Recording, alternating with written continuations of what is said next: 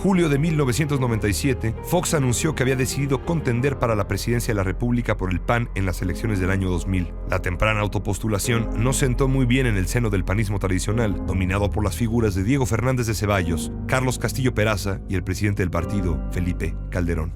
Para ellos, Fox era un advenedizo político, un líder carismático que no tenía sus raíces en el PAN, ni compartía con profundidad el ideario político del partido. Con todo, su fuerza y arrastre determinaron que, en efecto, se convirtiera en su aspirante presidencial a fines de 1999.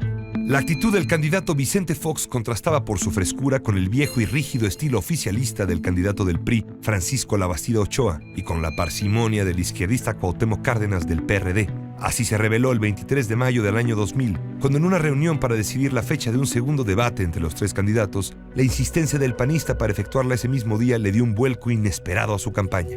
¿El viernes hacemos el debate? Hoy. ¿El viernes? Hoy. ¿El viernes? Hoy.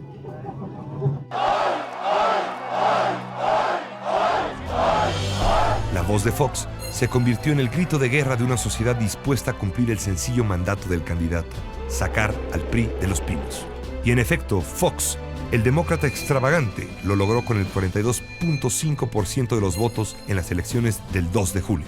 Fox tomó posesión de la presidencia con índices de popularidad muy altos, pero desde el principio fue poco prudente al actuar y especialmente al hablar. Como candidato, Fox había sugerido que el problema del EZLN en Chiapas podía solucionarse con buena voluntad en 15 minutos.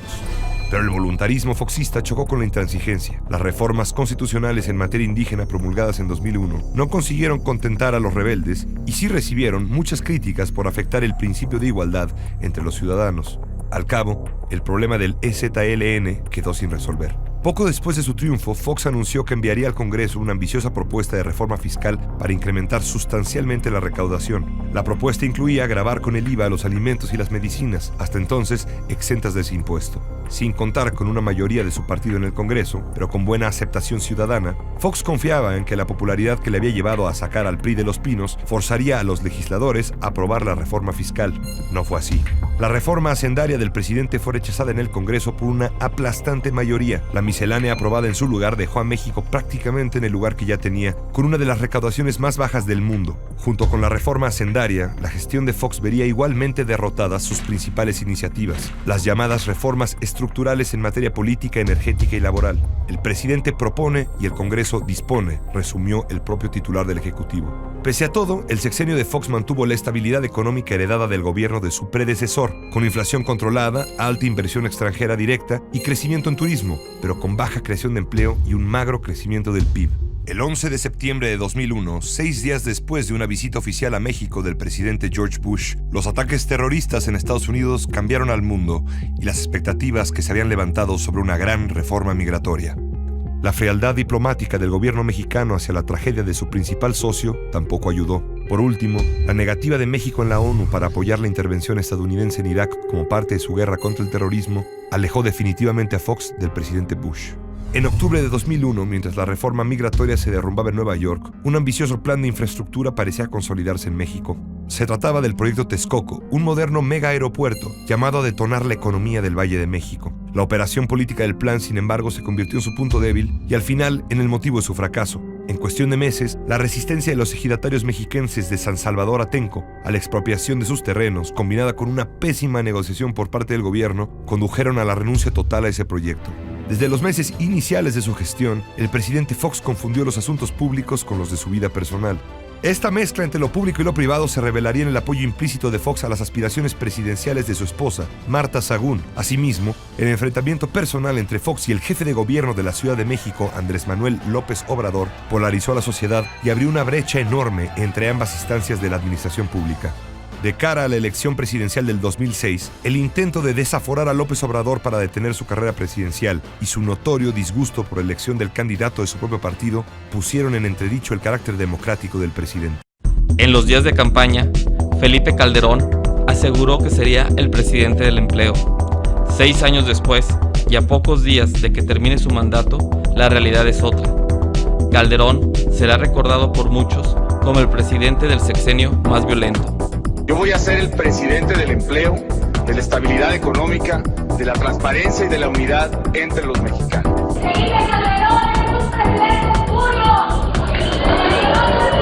Quiero un México donde nuestros niños, mis hijos y los tuyos, puedan volver a salir a la calle a jugar con libertad. Un presidente comprometido con tu seguridad para que todos vivamos mejor. El único afán de encontrar a mi familia. Mi familia tiene desaparecida desde el 14 de agosto de 2002. Miles de desaparecidos. Miedo en la calle.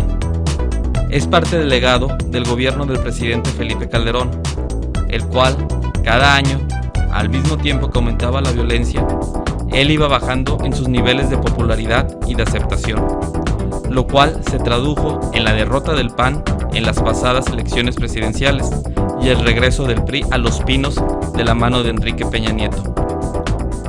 De acuerdo a la encuesta de BGC Excelsior publicada la semana pasada, a la hora de calificar, en lo general, el mandato de Felipe Calderón, la opinión pública se divide. 49% de los encuestados está de acuerdo con la forma en que el panista gobernó, mientras que el otro 49% está en desacuerdo.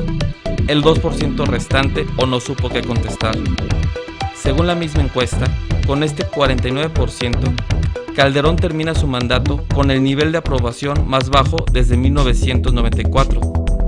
Vicente Fox lo concluyó con 67% de aprobación, Ernesto Zedillo con 66% y Carlos Salinas de Gortari con 77%. El sexenio que termina es el de los reporteros asesinados y desaparecidos, el de los niños quemados en la guardería ABC, el de los migrantes muertos hallados en San Fernando. Es también el de las víctimas atrapadas en el Casino Royal en Monterrey, el de los alumnos asesinados en el Tecnológico de Monterrey y el de las alianzas con la maestra Herbester Gordillo y el gabinete de los amigos. Enrique Peña Nieto. Enrique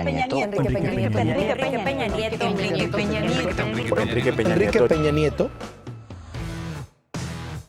Antes de convertirse en presidente de México, Enrique Peña Nieto ya tenía una amplia trayectoria como político.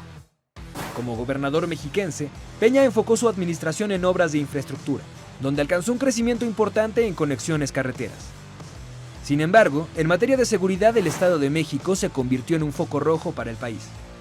En su sexenio al frente de la administración mexiquense, aumentaron los feminicidios hasta convertirse en el segundo estado con mayor número de crímenes contra mujeres, solo por detrás de Chihuahua. En su periodo como gobernador, enviudó de su primera esposa, Mónica Pretelini, con quien tuvo a sus hijos, Paulina, Alejandro y Nicole. Solo un año después, anunció su noviazgo con la actriz Angélica Rivera.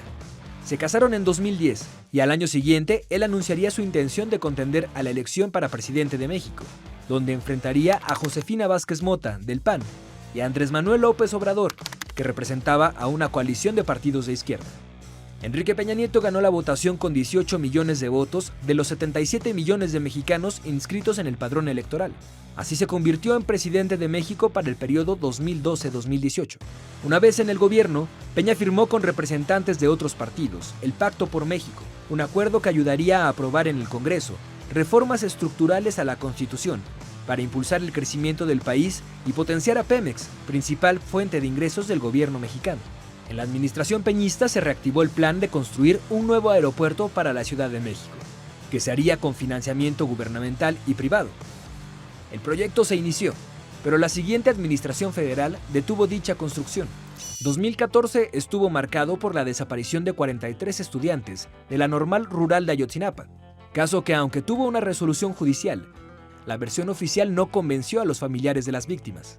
El gobierno de Peña sufrió un golpe de efecto con la publicación de un reportaje donde se dio a conocer que la pareja presidencial tenía una propiedad ubicada en las lomas de Chapultepec, valuada en $7 millones. En la construcción de dicha obra participó Grupo IGA, que formaba parte del consorcio que construía el tren interurbano México-Querétaro. Esta obra finalmente fue cancelada, al determinarse que hubo conflicto de intereses en la licitación. En su gobierno, el Chapo fue capturado en 2014, escapó en 2015 y volvió a prisión al año siguiente para finalmente ser extraditado a Estados Unidos, donde fue condenado a cadena perpetua. Para mal de la administración peñista y del país, 2018 fue el año con la tasa más alta de homicidios en la historia de México.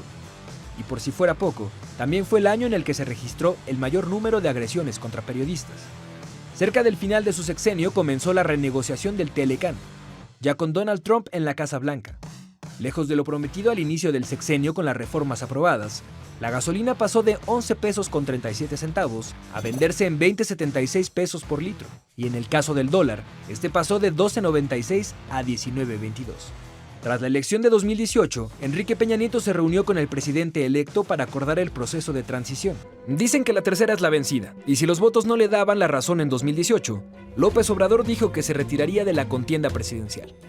Esta vez no lo haría de la mano del PRD, sino de Morena, el movimiento que él mismo fundó en 2014 y del que fue el primer presidente del partido.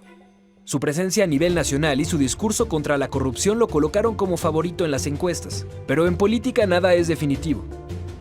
Con el panismo dividido, pero representado en Ricardo Anaya y José Antonio Meade como abanderado de un debilitado priismo, López Obrador consiguió que el 1 de julio del 2018, más de 30 millones de mexicanos apoyaran su proyecto. Con más del 50% de los votos, se convirtió en presidente de México y celebró el triunfo en las urnas desde un templete en el Zócalo. Arropado por sus seguidores, a quienes solo les pidió esto: ténganme paciencia y confianza, porque nos están entregando un país en quiebra. El gobierno del presidente Andrés Manuel López Obrador cumplió 100 días de labores el pasado domingo 10 de marzo. En este lapso se han llevado a cabo acciones que lo han hecho ganar el 85% del apoyo de la población, según una encuesta realizada a nivel nacional por la empresa Encol. Aunque también en este primer centenar de días han existido distintas controversias por algunas decisiones que se tomaron. ¿Cuáles han sido los aciertos y las controversias, así como los resultados de los primeros 100 días de López Obrador? Desde el 1 de diciembre, el gobierno entrante priorizó atender problemas que surgieron en sexenios pasados. Tal es el caso del robo de combustible que ha existido en México, que hasta el pasado diciembre representaba una pérdida de 66,000 millones de pesos anuales. Con el cierre de las válvulas de 4 de los principales ductos que abastecen al país, el despliegue de marinos y policías federales para proteger los ductos y la detección de distintas tomas clandestinas, el huachicoleo bajó considerablemente. Para finales de febrero, el robo de combustible fue de 8,000 barriles diarios, mientras que en diciembre el robo ascendía a 56,000 barriles de gasolina al día. En el contexto del plan contra la ordeña de ductos, el inicio de año estuvo marcado por la tragedia en Tlahuelilpan, Hidalgo, donde la explosión de un ducto de Pemex dejó un saldo de 135 personas fallecidas y 8 personas heridas que se encuentran en diversos hospitales. Otro asunto que el sexenio pasado dejó pendiente fue la desaparición forzada de los 43 estudiantes de Ayotzinapa. En este sentido, el primer decreto oficial del presidente fue crear la Comisión para la Verdad y el Acceso a la Justicia en el caso Ayotzinapa. Esta comisión tiene la obligación de dar a conocer la verdad sobre la desaparición forzada de los 43 normalistas, encontrar a los jóvenes, castigar a los responsables, tanto autores materiales como intelectuales. Además, se anunció la creación de una fiscalía especial que reponga y dé un nuevo cauce a la investigación penal. Entre tanto, una de las decisiones que más controversia causó fue el aviso sobre la suspensión del financiamiento para estancias infantiles y para los refugios que atendían a mujeres en situación de violencia. El presidente señaló que muchos de los recursos públicos asignados a estos espacios no llegaban a sus destinatarios a causa de la corrupción, y que en muchos casos el dinero se utilizaba, por ejemplo, para organizar torneos de golf. Luego de esto, se aclaró que en el caso de las estancias infantiles se resolverá otorgando un apoyo económico directamente a los padres de familia, en tanto que en el caso de los refugios para mujeres víctimas de violencia, estos seguirán existiendo, pero contarán con una mayor supervisión de la Administración Federal. Por otro lado, durante esos 100 días se realizaron varias modificaciones a la Constitución. El artículo 19 constitucional recibió diversas modificaciones para tipificar como delitos graves y sin derecho a fianza actos de corrupción, robos de combustible y fraude electoral, entre otros. Además, se logró aprobar la reforma constitucional para la creación de la Guardia Nacional. Desde que fue una propuesta, la nueva fuerza del Estado ha causado polémica, ya que el presidente propuso que la Guardia Nacional tuviera un mando militar y que estuviera a cargo de la Sedena. Tras meses de debate, se aprobó que dicha corporación tenga un mando civil, conformada por elementos de las policías federal, militar y naval, que tendrán que regresar a sus cuarteles en un plazo máximo de 5 años. Asimismo, en estos primeros meses también se llevó a cabo la liberación de presos políticos, consultas ciudadanas sobre megaproyectos polémicos por sus riesgos y afectaciones a pobladores, al igual que el hallazgo de fosas clandestinas en Colima y de restos óseos en Tamaulipas, por parte de colectivos de familiares de personas desaparecidas con el acompañamiento de la Secretaría de Gobernación.